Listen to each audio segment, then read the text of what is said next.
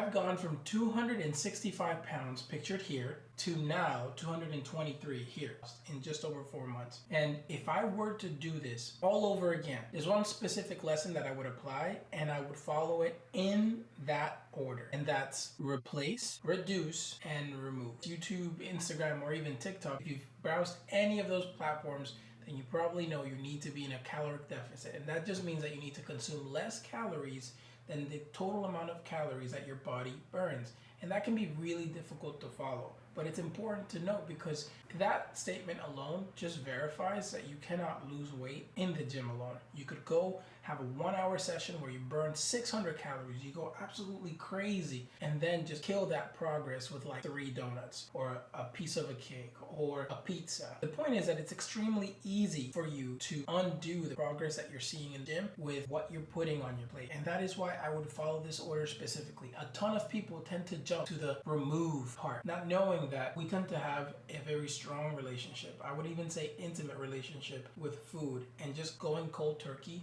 and cutting most of the things that probably bring you joy, things that you look forward to and that are an integral part of your daily life, like, it's going to be extremely hard, and very few people can jump straight into the remove phase and succeed. And that is why dieting is so difficult. And what I found to be very successful for me, hopefully you can benefit from this too, is starting with the replace part of the journey. And that's just to not remove anything, not reduce anything, just look at what you're eating, continue to eat the same thing, but start replacing things slowly with healthier alternatives. Whether that's, replacing the cheese that you have with more low-fat cheese, replacing the bread in your sandwiches with low-carb bread, low-calorie breads. I've done that. I don't see a difference in taste. Guess what? I have the 647 bread here, and that's 40 calories per slice versus 130 calories per slice with this one, which I was eating regularly. Just that change alone is adding to my progress.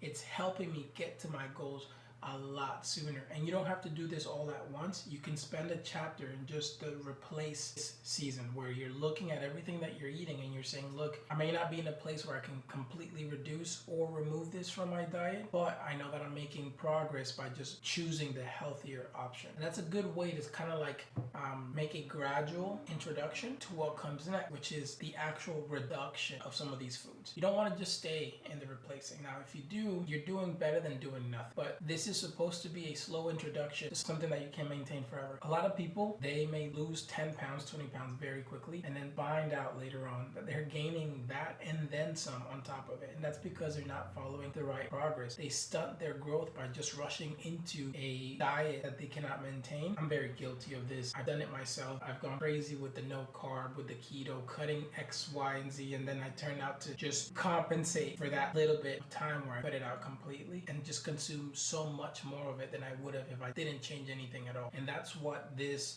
has helped me personally with. A lot of people drink their calories. I did too. I started by replacing those drinks with healthier options. Instead of drinking, juice, I'm not a big soda guy. I would drink a ton of juice, especially with every meal. I then did the drink enhancers, where you just pour water, you add a little bit of flavor. Now you can enjoy your meal without having to feel like you're just drinking plain old water. I then transitioned from putting that into my water to actually just squeezing a lime in my flask, and now I'm not consuming any extra calories, and I'm actually getting benefits of like antioxidants, really all of the healthy benefits that comes with adding that to my water. And it's so much better than just drinking juice that comes with a ton of sugar anyways and a lot of calories. I'm now actually getting benefits, and I'm still enjoying the water that I'm drinking. It has a little bit of flavor. It can take some getting used to, a bit sour, but that's the whole point of a gradual introduction. I could do this, and I actually do this every single day. I enjoy a bit of lime juice with my meal, and it has no calories and it's totally natural. You could do that as well. You can go from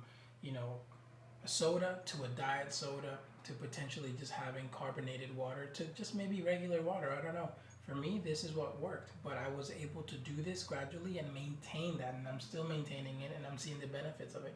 You could do that with the cheese, the bread, like I mentioned. You can do that with just about everything, and you can do it slowly. Really, you are at the driver's seat. You pace yourself in a way that you feel comfortable with. And then once you go from that replace, you start reducing it slowly. If you're eating a big Chipotle bowl for dinner every night, maybe next time you go, ask for light rice, light sour cream. If you're eating a whole pizza, maybe reduce it to half, maybe reduce it to the thin crust. That's the point of replacing. It's to continue that gradual transition and to ensure that you feel it out. Check your mood, check how you're feeling. Are you still hungry? You can reduce the amount of food that you're taking from one side and maybe potentially allow the opportunity for you to increase it with a healthier option. Still enjoy maybe a slice or two, but then eat a Greek yogurt or maybe add a salad to that. It's important that you actually enjoy the journey and that you feel like it's sustainable, and that the theme of this entire message is that you need to gradually introduce these changes so that they don't blunt your growth, they don't blunt your progress. You can actually maintain it and keep the progress and get to your goals faster in the long run. I've heard this quote. It goes, the fastest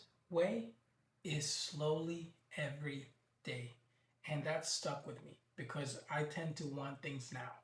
And delayed gratification is a real thing in fitness, in life, in finance, in just about everything. If you were willing to put in the work now, you're going to get so much better results later if you actually pay your dues.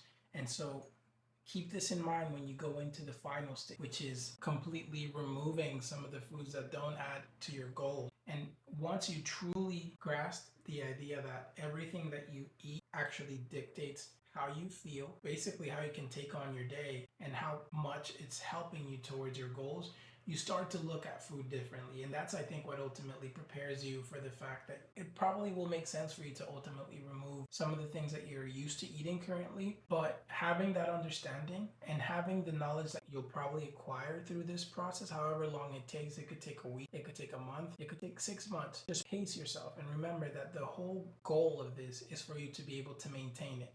That once you reach that next level, you don't look back and you only keep moving forward. And once you can do that, once you've successfully replaced, reduced, and now remove the foods that are not adding to your goals, you're going to see a massive change. You're going to see that you're going to lose the weight, you're going to gain the muscle, you're going to feel a lot fitter, and you're going to be able to keep that. You're going to be able to maintain that. You're not going to look back. Lose 10 pounds, gain 20, that's a thing of the past. That is what I would do if I were to start this whole process again. In that order: replace, reduce, and completely remove the foods that are not adding to your goal. There's a whole different conversation and what you should be doing in the gym. And I'm excited to also share what I've done to help me reach 315, a 315 bench press.